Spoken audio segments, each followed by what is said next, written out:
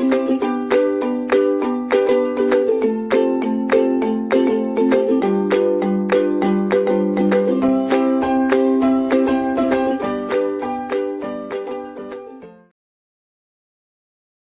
students, as a part of digital education initiative of Dr. APJ Abdul Kalam Technical University, here is another lecture from the lecture series of on the subject VLSI technology. In today's lecture, we are going to see the diffusion evaluation techniques, and I am your faculty Sangeeta Mangesh from Department of Electronics and Communication Engineering, JSS Academy of Technical Education, Noida. The contents of this lecture include the influencing parameters that hamper or that impact the overall diffusion process, that is electric field, oxide and nitride layer. Then we are going to study the evaluation techniques which define or which basically check out how your diffusion profile is. The instructional objectives or what I expect as a student you you should be able to understand at the end of this lecture. You should be able to analyze the impact of electric field, oxide and nitride layer on the diffusion. You should be able to describe or perform the evaluation of the diffused layer, what you have obtained post diffusion. So, what is the impact? So, effect of electric field. As you all know, like in the previous lecture also, we have studied the impact or the diffusion process is basically the movement of dopant species within the bulk material. And this movement is because of the presence of two typical things, that is, one is known as vacancy and second is substitutional defects, or these species are going to substitute the host items, dislodge the host items, occupy their places, and thereby they will move within the bulk. Now, in case of these two movement or these two types of movements, what we have seen typical two basic movements, we have seen that these vacancies can be either neutral, or when you are adding the dopant, these vacancies can be positively charged. That means, the vacancy can be positively charged, negatively charged or neutral. So, this depending upon how the status of vacancy is, the charge mobility or the movement of dopant species will be defined, and thereby if your dopant species are active when they have already moved in, any electric field will further create mobility or will further enhance the mobility of these diffused species or these dopant species which are available within the bulk.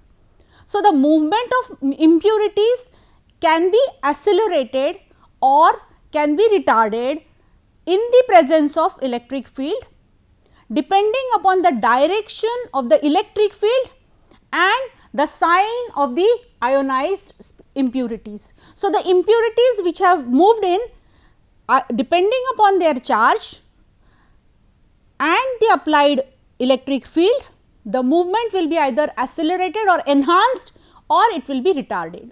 So, that means you have ability to control the mobility or movement of these species. Secondly, the net impurity concentration is not uniform. As the Fermi level varies with over the spatial, like if you have dopant species of p type or n type, the Fermi level will change, and according to that the extent of diffuse profile will be totally changing depending upon the way in which the species have been inserted. Suppose you are inserting p type species or you are inserting n type species, depending upon the movement of the Fermi level, the electric field will also have, or the impact of the electric field will depend accordingly. Secondly, when only one type of the dopants are present, the built-in field is always in a direction that accelerates the motion of impurities or movement of impurities within the bulk. The diffusion of most important impurities in silicon, like most of the important impurities like n type, p type, will be happening because of the point defects. We have seen already. Now, as these point defects are basically the vehicles or the source through which the diffusion is happening or movement of these dopant species is happening, the presence of or the concentration or effect of concentration of these point defects have direct impact on the diffusivity of impurities within the crystal. Such processes or such basically point defects will also get impacted because of the oxidation or because of the nitridation of or ion implantation, and therefore the dopant at high, okay, such processes basically are, you can enhance the diffusion by including, okay, you can enhance the movement by such processes, and you can attain high concentration of the dopant profile. So, whatever dopant profile you are going to have, that can be enhanced using these techniques. Now, how this happens? Now, why this happens? Now, please understand, whenever in silicon the self interstitials or vacancies contributed for they contribute for diffusion, and therefore, when you enhance the oxidation, there is deviation from, or there is what you call extra creation of these point defects, because oxidation will always happen by penetrating or by penetration of these oxide. Like you know already, oxidation whenever happens, the oxide layer grows beneath the silicon interface first. So, that means the movement of oxygen species will be further inside, forming the SiO2 layer, and the Si interface is further going inside. Now, this particular movement or this particular formation of SiO2 layer, now initially we have seen in oxidation, SiO2 layer whenever is formed of 1 unit thickness, 0.4 unit thickness of silicon is consumed, and then 0.6 oxide layer will grow. That means, for 1 unit layer you have 0.44 D of silicon getting consumed, and this very property of silicon is basically resulting into, okay, there are some trapped charges or trapped impurities at the silicon dioxide interface, and these basically result into enhanced diffusivity. Now, why that happens, we will see further.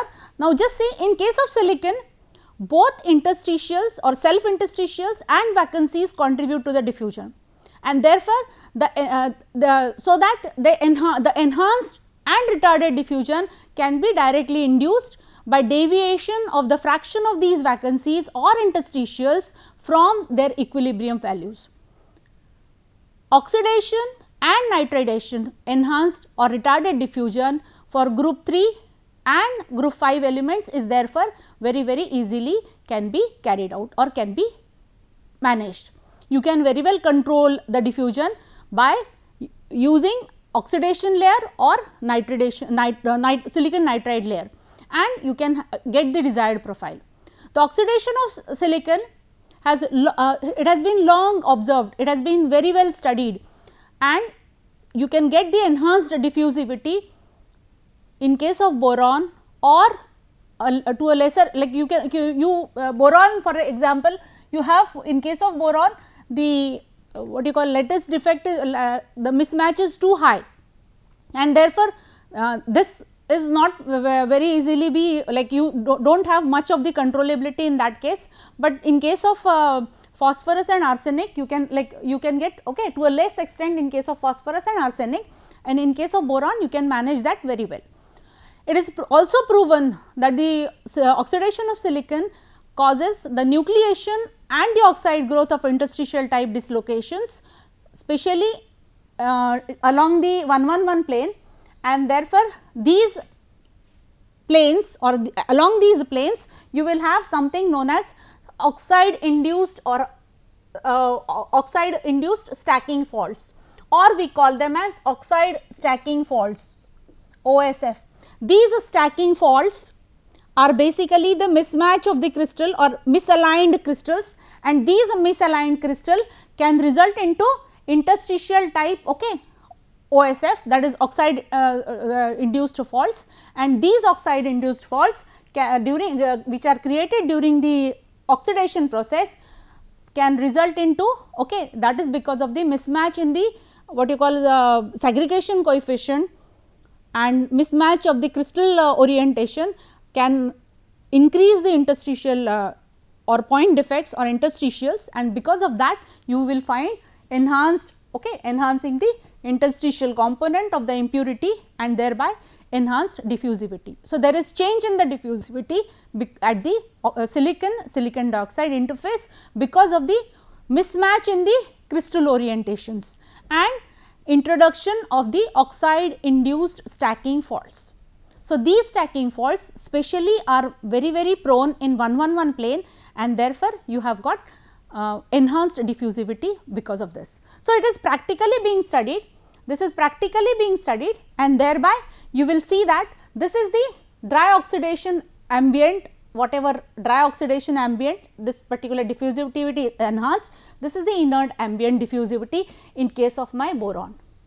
In case of my phosphorus, you will see the difference is, this is the dry oxidation ambient diffusivity and this is inert ambient diffusivity. See the difference, for the same temperature, for the same environmental other conditions being like same, you will find there is drastic change in the diffusivity if in the presence of dry oxygen.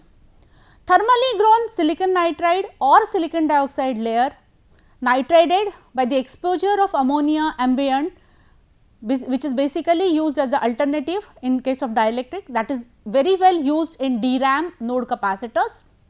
That also affects the diffusion in the underlying layer by injecting point defects on the surface. Direct nitridation by exposing the silicon surface to nitric acid ambient results in the injection of vacancies, while thermal nitridation, that is when you are elevating the temperature, the pre-grown silicon dioxide film causes interstitial injections. That means, there is creation of interstitial defects when you are creating thermally grown nitridation or silicon nitride layer, which is being grown by at elevated temperature. If you are exposing it to the silicon nitride like nitric acid also, there is increments in the interstitials, and these interstitials TIALs interstitials are basically point defects which will result into enhanced diffusivity.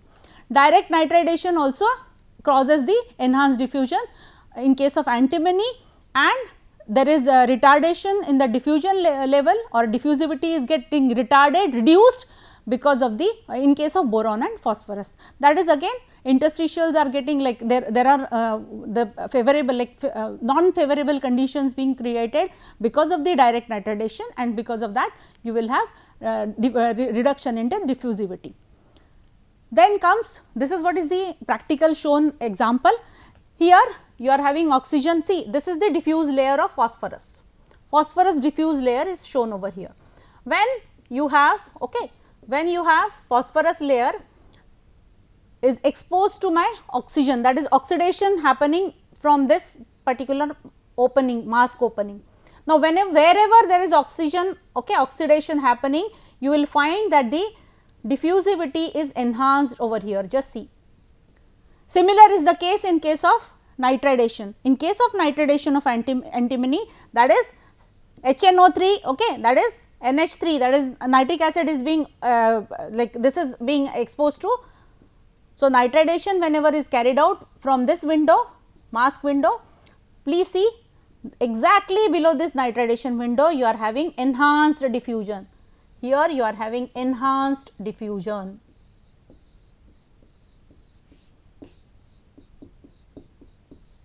You will see enhanced diffusion.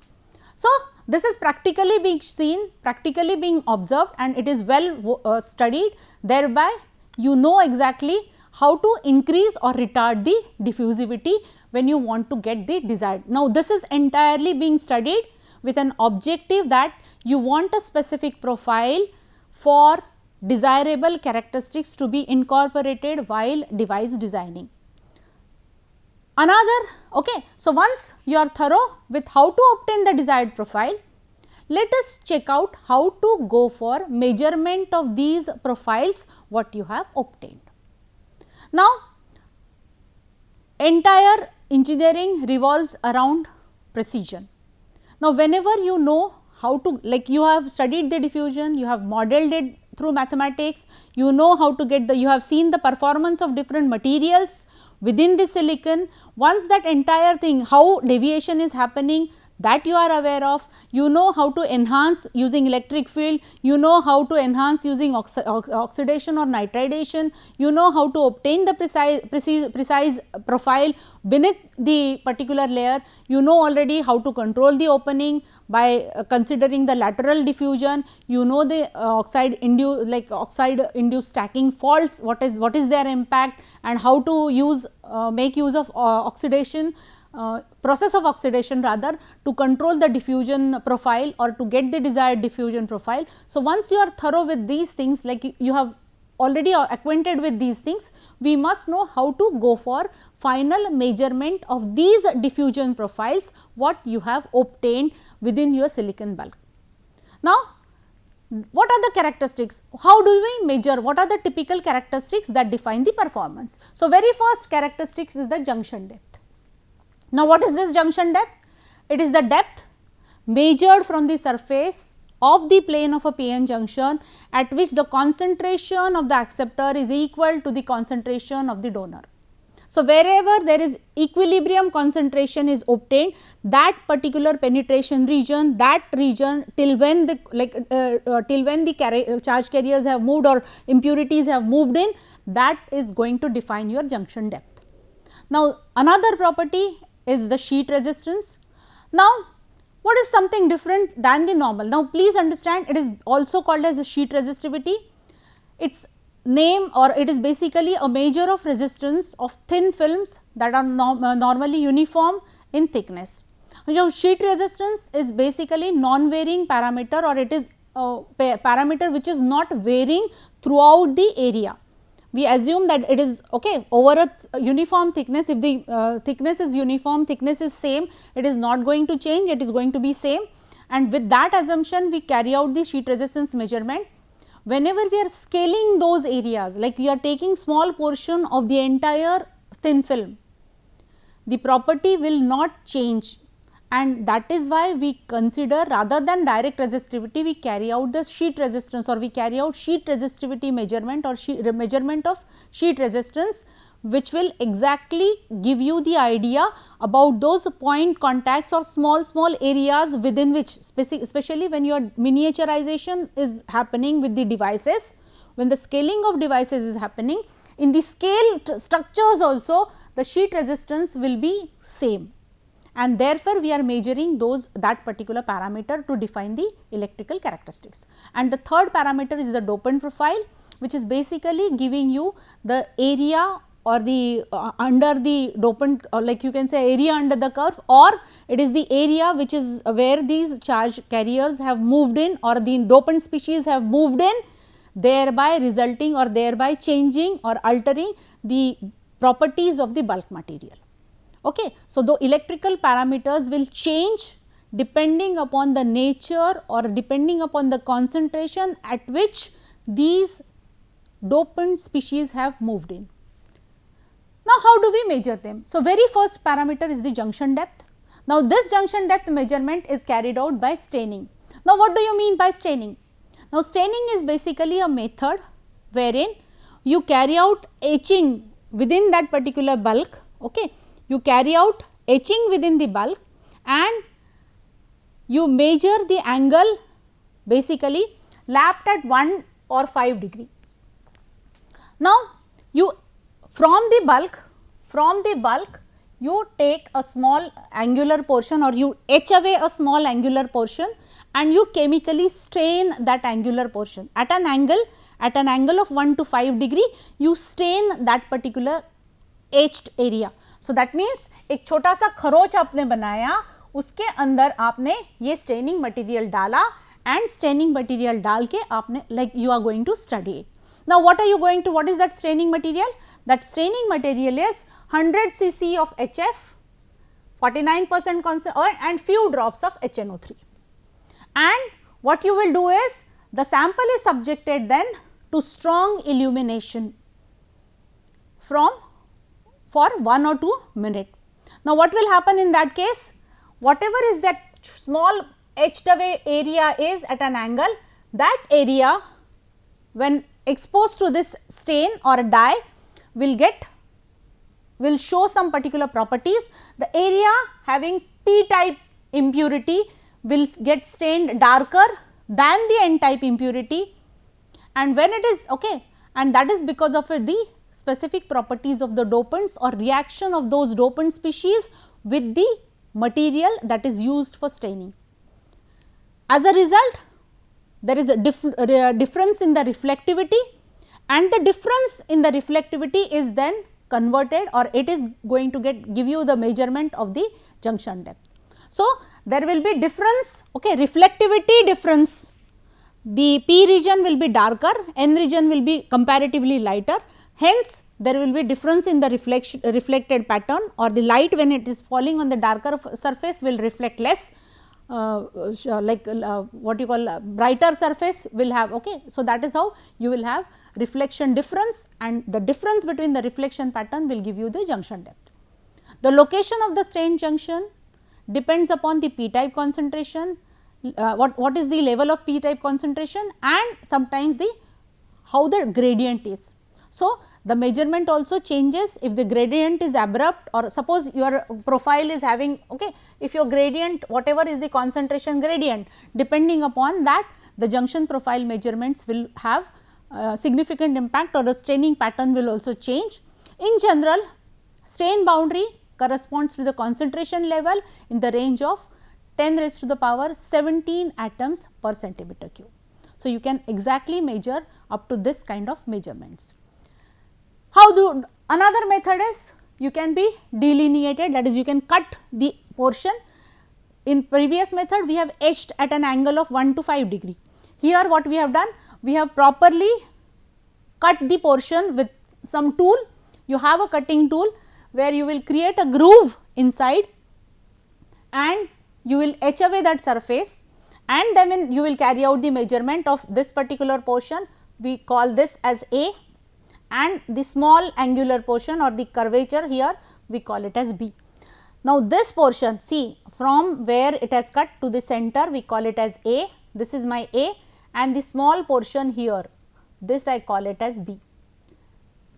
Once your dimensions of A and B are known, you can calculate the junction depth, whatever is the junction depth, this is the junction depth, this is xj, we calculate as A square minus B square upon D or 2 R0. Now, what is this R0? R0 is nothing but the radius of that curvature tool with which the grinding or groove is being formed, or you can say this is also D, that is the diameter of this particular groove what you have formed. This groove diameter is going to give you, that is in the denominator, and you will calculate A square minus B square, that will give you the junction depth. Second property is the sheet resistance. Now, how do you measure the sheet resistance? I told you it is a typical property associated with thin films. We have also considered this sheet resistance when we were characterizing the wafers and when we were characterizing the epitaxial layer growth also, and during the thin film techniques also. So, these were basically this was a basic method which was giving you the typical property or resistivity property associated with the resistivity of the material. And since it is a scalable property, we are normally, rather than simple resistivity, we calculate the sheet resistance. Now, a typical method which is being used is the 4-point probe method. On this wafer, you are going to place at equidistance 4 electrical probes. These 4 probes, you know the separation between them and you know the correction factor. Along with this, okay, you have a constant current being fed, okay, from these, okay, you will have constant current being allowed to flow through these 2 arms, and the voltage difference across these 2 probes will be measured. Now, this voltage, okay, this voltage will be measured. So, voltage and current ratio and the correction factor for every probe will give you the sheet resistance. So, RS is basically a sheet resistance, V is the measured voltage across the 2 probes passing through probes, when correction factor is the correction factor on account of the difference in the sample size, geometry and the probe positions, the positions of the probe and the sample size, the geometry of the sample. Based on that, the correction factor will change. The correction factor will have, okay, it has got standard values. So, placing those standard values for constant current flow, what was the voltage developed, based on that you will be able to calculate the sheet resistance. Then comes the spreading resistance profiling. Now, spreading resistance profiling is basically, in addition to sheet resistance, you carry out this property. It is the property which is giving you the basically it is position dependent property. So, depending upon the position you will get this, or this is basically the resistivity which is depending upon the, which is position dependent resistivity. And in this particular thing we will be measuring the spread resistance profiling. 2 probes are used instead of 4 probes, and the total spreading resistance will be given by RSR rho upon 2A. Now, 2A rho is the average resistivity near the probe points and A is the probe radius. If 2 probes are being stepped, simulation create intervals along A beveled edge, a depth profile of the electrical carrier concentration can also be acquired. You can measure if you are having beveled profile. If your profile is beveled, I will show you how. This is the way in which it is being shown. Just see. Now, this is the beveled edge, this is the edge which is having a slope, and your probes are being placed at 2 different positions along this beveled edge. So, automatically say this is the beveled sample. So, across this beveled sample you are placing these 2 probes, you know the separation, you know the radius, you will apply the, okay, you will apply the current flowing through that, automatically you will measure the resistance. Once you measure voltage and current, you will measure the resistivity and the probe radius. Okay. The A is the radius of the probe, that but basically rho upon d, rho by d. V is the diameter, 2A is the nothing but the diameter of the probe. So, spreading resistance can be measured easily. This is again what is the spreading resistance, this is how it is being shown. This is basically 2A, that is the diameter of the probe, and this is basically the spreading resistance over the area will be calculated. So, this is very useful when you are going for beveled edges. Edges are not non-uniform surface. If it is, if you are what you call like you are creating different profiles in case of MOSFETs, or if you are you have something steps available onto your wafer. So, here when your wafer is some having some areas where you are, okay, you are creating some profiles over here. So, under such cases also you can have the grooves being cut and you can measure that. Second is the mass ion spectrometry. You know already this has been studied. This mass ion spectrometry is quantitative analysis where the secondary ions are being provided, and this secondary ions basically if you have charged active species inside the bulk, they will automatically get diffracted and you can measure this. Its detection capacity is based on the high sensitivity of ions, making it ideal for trace detection and analysis over the semiconductor, LED, thin film material, and detection and analysis of different materials. So, SIMS basically secondary ion mass spectrometry, we have seen this earlier also. This gives you very good result. Only thing is the drawback is you should have the sensitivity is slightly less, and the equipment is costly. It provides elemental atomic information, whereas electrical techniques such as spreading resistance profile and reveal the electrical carrier concentration. If dopant is 100% activated or ionized, the SIMS and SRP results should exactly agree, they theoretically agree. So, this particular method is very useful in predicting the impurity of diffusion profiles with excellent depth resolution, that is 1 to 20 nanometer, and high sensitivity per part million or per part billion, which is basically in the within the detection latitude. Oxygen or cesium ion beam of energy 1 to 20 kV is used, and that is on this is used to sputter on the sputter a sample. Basically, you are bombarding that ion beam onto the sample and you are collecting the what you call secondary ions from it. The equipment cost of the equipment is another, this one is only the drawback, and you have some sensitivity limit because you should have the concentration of at least 5 into 10 raised to the power 16 atoms per centimeter cube. So, with this we have seen the measurement, that is junction depth, spread resistance, sheet resistance, and we have seen how to take impact of this particular what you call diffusion diffusing species because of the electric field, oxidizing ambient as well as nitridation, that is how it enhances or retards the diffusion. So, once that thing is clear, we will go for the alternative technique, which will give you further precise profiles of the dopants within the bulk, and that is known as ion implantation. So, God bless and good luck. Let us meet in the next class. Thank you.